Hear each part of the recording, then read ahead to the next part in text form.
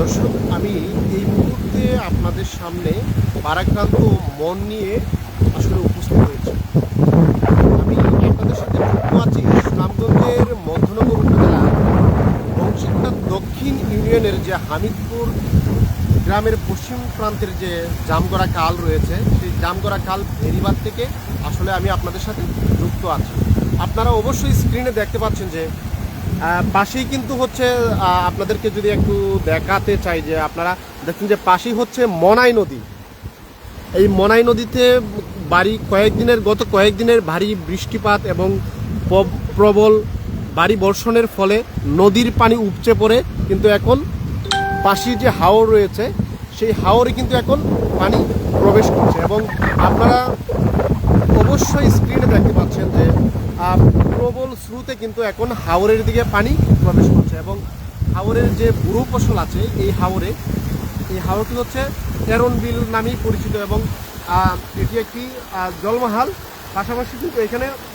প্রায় 10 থেকে 12টি গ্রামের বুড়ো ফসলি জমি রয়েছে এবং এই বুড়ো ফসলি জমিগুলো কিন্তু এখন কিন্তু এই বাঁধ ভেঙে কিন্তু যখন থেকে পানি প্রবেশ শুরু করে তখন থেকে কিন্তু জমিগুলো কিন্তু পানির নিচে তলিয়ে যেতে শুরু করে এবং আপনারা অবশ্যই দেখতে পাচ্ছেন যে প্রবল স্রোতে কিন্তু পানি প্রবেশ শুরু করেছে এবং গতকাল সন্ধ্যার পর থেকে ভারী বৃষ্টিপাতের ফলে উজান থেকে নেমে আসা পাহাড়ি ঢল সহ নানামুখী চাপের ফলে কিন্তু এই বাঁধটি ভেঙে যায় এবং এই বাঁধটি ভেঙে কিন্তু হাওরে পানি প্রবেশ করে এবং হাওরে পানি প্রবেশ করার কারণে এই এরন বিলের যে প্রায় হচ্ছে 13টির মতো গ্রাম রয়েছে, এই 13টি গ্রামের শত শত বিঘা জমি কিন্তু এই হাওরে রয়েছে। তো এই হাওরটি যদি ডুবে যায় তাহলে কিন্তু আশেপাশের যে কয়েকটি হাওর আছে যেমন লুঙ্গা টুঙ্গা সহ এবং মুক্তার কলা সহ এবং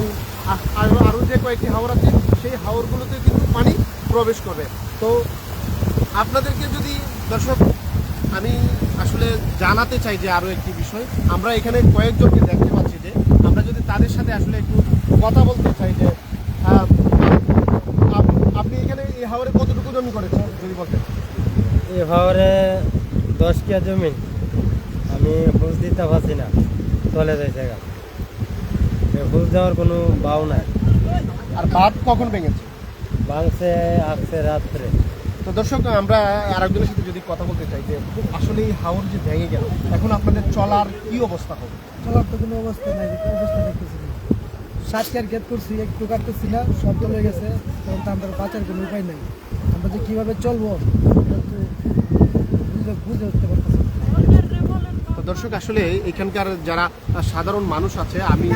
তাদের সাথে কথা বলেছিলাম এবং তারা যেটি জানাচ্ছে যে আসলে তাদের কিন্তু এই অঞ্চলের যে হাওরের